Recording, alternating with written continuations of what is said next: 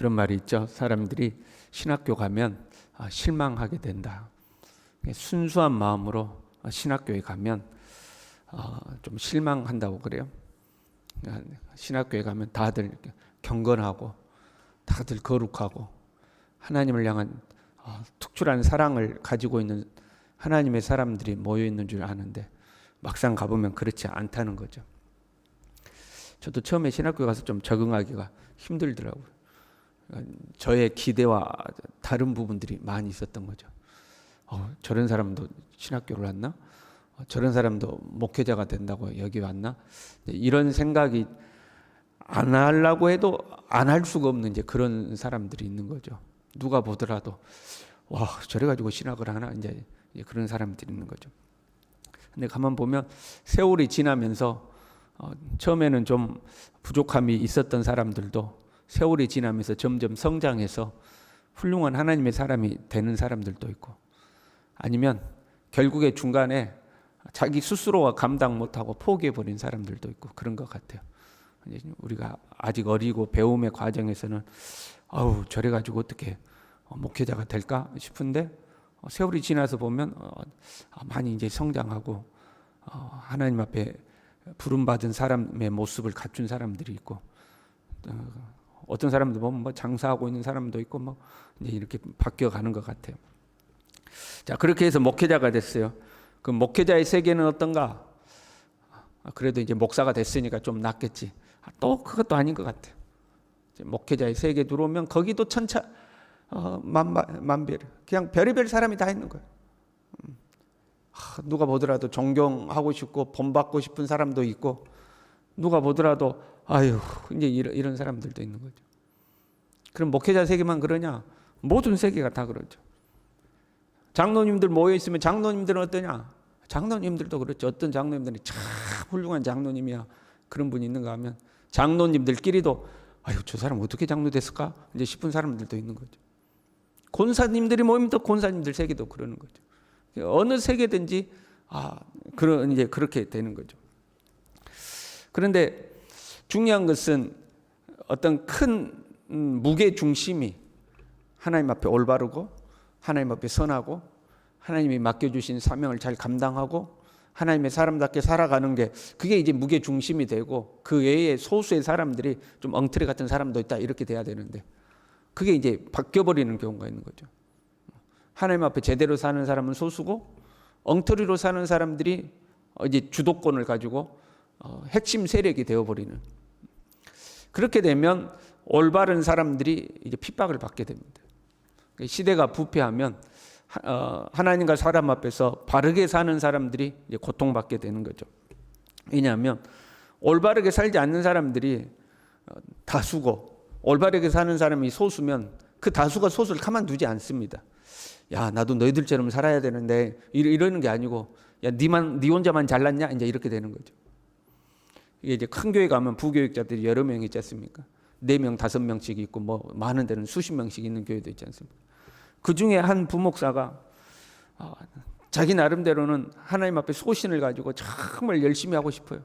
그래서 기도도 뜨겁게 하고 교회에 자기가 맡은 업무 외에도 성도들의 일하는 걸 보면 가서 도와도 주고 막 그렇게 하잖아요. 그렇게 하면 이제 미움받는 거죠. 남들은 다 하나는 왜 네 혼자 특출나게 그러냐 이 말이에요. 그래서 눈치껏 하는 거예요. 눈치껏. 나는 더 열심히 하고 싶어도 다른 사람들과 어느 정도 보조를 맞춰야 돼. 그렇지 않으면 이제 눈 밖에 나가지고 미움받고 지 혼자 잘나가지고 말이야. 지 혼자 잘난 척한다고 이제 이런 미움을 받는 거죠. 어느 분야든지 그러는 거죠. 어느 분야든지. 그래서 나는 더 열심히 하고 싶어도 다른 사람의 눈치를 살피고 어느 정도 보조를 맞춰야 되고, 그게 이제 우리가 살아가는 세상이 되는 거죠. 근데 이제 그게 더 심해지면 더 열심히 헌신하는 게 아니라 마땅히 그렇게 살아야 할 길을 사는데도 이제 핍박을 받는 거죠. 네 혼자 잘났냐? 이제 이렇게 되는 거죠. 지금 아모스는 북이스라엘의 선지자들에게 미움과 배척을 받고 있어요. 똑같은 거예요. 네 혼자 잘났냐는 거야. 네 혼자. 10절에요. 베델의 제사장 아마샤 이렇게 등장해요. 베델에는 제사장들이 여러 명 있었습니다. 근데 그 중에 아마샤 한 사람이 등장하는 것은 이 사람이 베델의 제사장의 이제 대표적 인물이기 때문에 대표적 인물로서 이제 등장하라는 거죠. 이 아마샤가 12절에 아모스에게 이렇게 이야기합니다. 선견자야, 너는 유다 땅으로 도망하여 가서 거기에서나 떡을 먹으며 거기에서나 애언하고. 왜 남의 구역 가서 네 이러고 있냐 이 말이야. 뭐 우리는 선지자 아니고 말이야. 우리는 할 말이 없어서 이러고 있냐. 그건 너 뭔데 우리 땅에 와가지고 남의 구역 가가지고 이렇게 설치냐. 너네 땅으로 가라는 거예요. 너네 땅으로 가서 밥을 빌어 먹든지 애원을 하든지. 아니 유다 출신이 뭐 북이스라엘 와가지고 이러고 있냐고. 가라고 이제 이렇게 하는 거죠. 근데 중요한 것은요, 이렇게 이야기하죠. 유다 땅으로 도망하여 가서 거기에서나 떡을 먹으며 이렇게 거기에서나 떡을 먹으며 그게 무슨 말이냐면 거기에서 밥 벌어 먹어라 그런 말이에요. 그러니까 애언하는 것을 밥 벌어 먹는 수단점으로 생각하고 있는 거예요. 왜 남의 땅 와가지고 밥벌이 하느냐? 너희 땅 가서 거기서 밥 벌어 먹고 살아. 거기서 애언을 하든 뭘 하든 거기서 밥 벌어 먹어야지. 얘 여기에서 밥 벌어 먹으려고 그래 이제 그런 말이죠. 선지자로서 하나님의 말씀을 전하는 것을 밥벌이 수단으로 생각하는 거죠. 적어도 그들이 제사장이요, 적어도 그들이 선지자라면 다른 선지자가 전하는 말씀이 정말로 하나님께로부터 온 말씀이냐, 하나님의 뜻에 맞는 말씀이냐, 이걸 분별하는 게 중요하지 않겠어요? 저 사람이 하나님 앞에 부름받았다는데 진짜 하나님 앞에 부름받은 사람이냐, 이런 걸 분별하는 게 중요하지 않겠어요? 그런데 지금 베델의 제사장들에게는 그런 것이 중요한 게 아니에요. 내 영역을 침범했다 이거. 왜 내 영역을 침범했냐는 거죠. 그 영역이란 내가 감당해야 될 사역의 영역이라든가 영적인 영역이라든가 믿음의 영역이라든가 그런 게 아니고 내 밥그릇의 영역을 침범했다는 거죠. 여기서는 내가 제사장하고 여기서는 내가 선지자에서 내가 밥 벌어 먹고 사는 데인데 왜 네가 와가지고 남의 밥그릇 침범하냐, 이런 생각이죠. 참으로 부패한 종교인의 모습인 거죠. 하나님의 말씀을 전하는 것을 그냥 그렇게 밥벌이 수단으로 여기는 그런 모습이에요. 그리고 이 아마샤가 아모스를 제재하는 방법에도 문제가 있어요. 먼저 아모스를 대상으로는 협박하고 있죠. 유다 땅으로 도망하여 이렇게 도망하여 가서 말이에요. 너 빨리 도망가라. 안 그러면 네 혼난다 그런 말이거든요. 협박이죠. 야, 네 빨리 도망가. 안 그러면 너 큰일 난다. 너 가만 안 둔다. 빨리 도망가. 시간 줬을 때 기회가 있을 때 빨리 도망가 이런 말이거든요. 협박하고 있죠. 그리고 그 아모스에게 위협을 가하기 위해서 이 아모스를 왕에게 모함을 합니다. 10절에요. 이스라엘 족속 중에 아모스가 왕을 모반하나니 그 모든 말을 이 땅이 견딜 수 없나이다. 아모스가 왕을 모반하고 있다. 반역을 꾀하고 있다. 이제 이런 거죠. 그 근거를 어떻게 이야기하냐면 11절에 아모스가 전하는 메시지가 여로보암은 칼에 죽겠고, 그러니까 왕은 칼에 죽겠고 이스라엘은 반드시 사로잡혀 그 땅에서 떠나겠다 하나이다. 아모스가 왕은 막 죽는다고 외치고 다닙니다. 이제 이런 이야기거든요. 사람들이 예나 지금이나 사람을 모함할 때는 말로서 장난을 치는 거죠. 아모스는 여로보암이 칼에 죽을 것이다, 이 나라가 망할 것이다 외치기 전에 회개의 메시지를 먼저 외쳤습니다. 그러니까 경고한 거죠. 내가 지금 이 방식대로 살면, 여호와께 돌아오지 않으면 너희는 망할 것이고 너희 왕은 칼에 죽을 것이다. 그러니 하나님께 돌아오라 이거잖아요. 경고하고 회개해야 된다고 먼저 선언을 하고, 그렇지 않으면 너희가 망할 것이다 이렇게 한 거죠. 근데 앞에 내용을 딱 빼버린 겁니다. 우리가 망한답니다. 왕은 죽는답니다. 그러니 하나님께 돌아오십시오 이 이야기는 안 하는 거예요.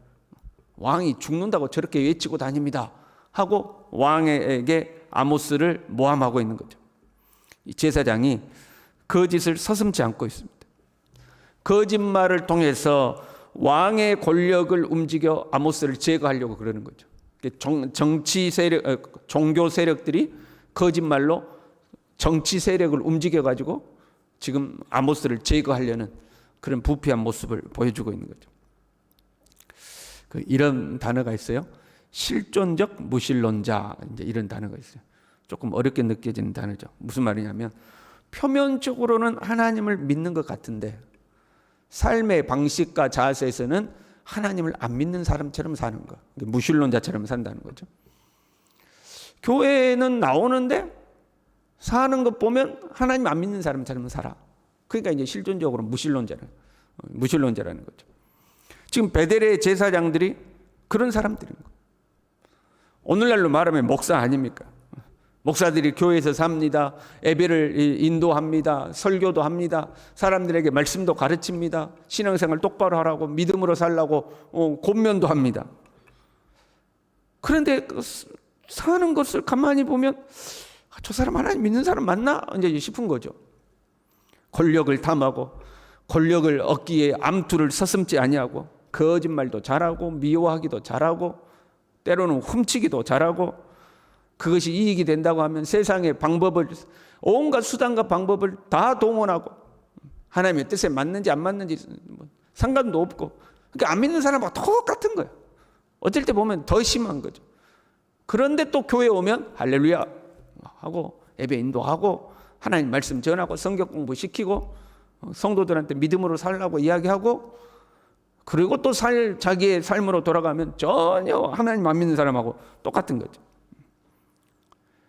입술에서는 하나님 이야기를 하는 거죠. 하나님 하는데 실제 사는 것은 하나님 없는 사람처럼 사는 거예요. 지금 베델의 제사장들이 그런 사람들이죠. 그럼 베델의 제사장들만 그러느냐? 오늘날 우리도 마찬가지인 거죠. 교회 안에 많은 사람들이 쭉정이가 있는 거예요. 교회에 다니는데 알고 게 아니에요. 하나님의 심판의 바람이 불어오면 하나님이 키지를 하면 다 날아가 버릴 그런 쭉정이가 있는 거죠. 교회는 오래 다녔어요. 그래서 교회 다니는 포문이 있고 어디 가면 하나님 이야기도 할 줄 알아. 그런데 사는 건 엉망인 거죠. 거짓말하고 미워하고 모함하고 수단과 방법을 가리지 않고 사람하고 척을 지고 이업하고 너 가만 안 둔다고 그러고 하나님 없는 사람처럼 사는 거죠. 그런 아마샤를 향해서 아모스가 이렇게 이야기해요. 14절에요. 나는 선지자가 아니며 선지자의 아들도 아니냐. 야, 네 선지자야. 네 너희 땅 가서 밥 벌어 먹고 살아. 이제 이러니까 아모스가 이야기하기를 나는 선지자도 아니고 선지자의 아들도 아니다. 무슨 말이냐면 난 너 같은 사람 아니야 그런 말이야. 네가 제사장이고 네가 선지자라는데 나는 그런 선지자 아니다. 나는 그런 선지자의 아들도 아니다. 난 너 같은 사람 아니라는 거야. 나는 목자여 뽕나무를 재배하는 자로서 하나님의 부름을 받았다.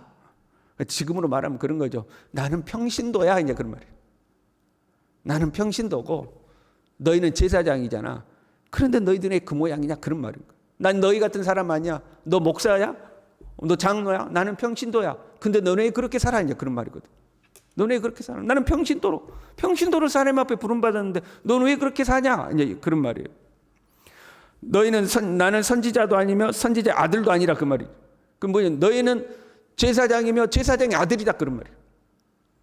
제사장은 세습이 됐잖아요. 당대에는.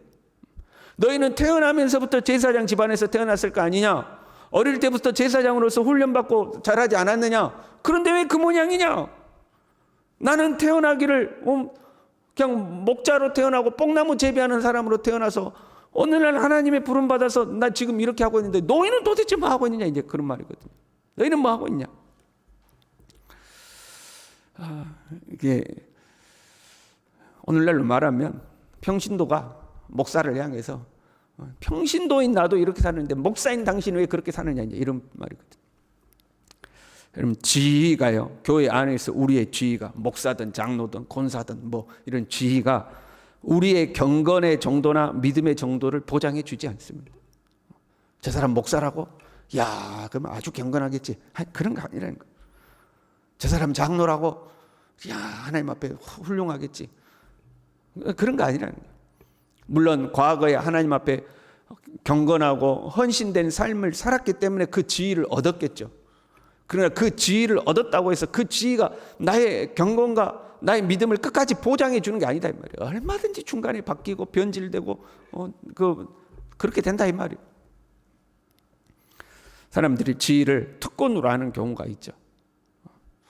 그 지위가 특권이 되면 그 다음부터는 그 특권을 유지하기 위해서 그 지위를 지키려고 최선을 다하는 것. 하나님이 나에게 부여하신 하나님의 뜻이 무엇인가를 분별하고 그 하나님의 뜻을 이행하려고 최선을 다하는 게 아니고 내 지위를 유지하고 그 지위에서 주어지는 특권을 유지하려고 하는 거죠. 지금 베델의 제사장들이 그런 모습인 거죠. 여러분, 목사고 장로고 그 이름표가 중요한 게 아니에요. 그 이름표 다 아무 의미 없는 거예요. 하나님 앞에서 내가 어떻게 살고 있느냐, 이게 중요한 거죠. 하나님 앞에 내가 어떻게 살고 있느냐. 목사라며 장로라며 무슨 소용이 있어요, 여러분. 나는 병신도야. 병신도 훨씬 나은 거예요, 지금. 저와 여러분이 겸손히 하나님 앞에 살아야 할 줄로 믿습니다. 목사건 병신도건 장로건 권사건 중요한 것은 내가 하나님 앞에 어떻게 서 있느냐 하는 거죠. 내가 하나님 앞에. 저와 여러분이 겸손한 하나님의 사람으로 끊임없이 하나님 앞에 내 자신을 돌아보고 헛된 지위와 이런 이 베델의 제사장들처럼 헛된 권력, 밥벌이 이런 거 추구하는 게 아니라 겸손히 하나님의 뜻에 순종하고 살아가는 저와 여러분 될 수 있기를 바랍니다. 기도하겠습니다. 하나님 아버지, 입술로는 주여 주여 하지만 사는 걸 보면 거짓말도 잘하고 모함하고 미워하고 협박하고 하나님 이런 제사장이라는 사람들이 사는 건 엉망인 것처럼 하나님 오늘날 우리도 입술로는 주여 주여 하지만 교회 다닌 지 10년, 20년, 30년이 되었지만 실제 삶에서는 하나님이 없는 자처럼 살아가. 이름표는 목사 이름표 붙이고 장로도 붙이고 권사도 붙이고 이름표는 여러 개 붙였지만 실제 삶에서는 하나님이 없는 무신론자처럼 살아가는 하나님, 그러한 사람 우리 중에 한 사람도 없도록 하나님의 바람이 불어올 때 쭉정이가 되어 날아가 버리는 사람이 한 사람도 없도록 주님 우리 모두를 붙들어 주시고 겸손히 하나님과 동행하며 살아갈 수 있도록 우리 모두를 붙들어 주시옵소서. 예수님의 이름으로 기도 올리옵나이다. 아멘.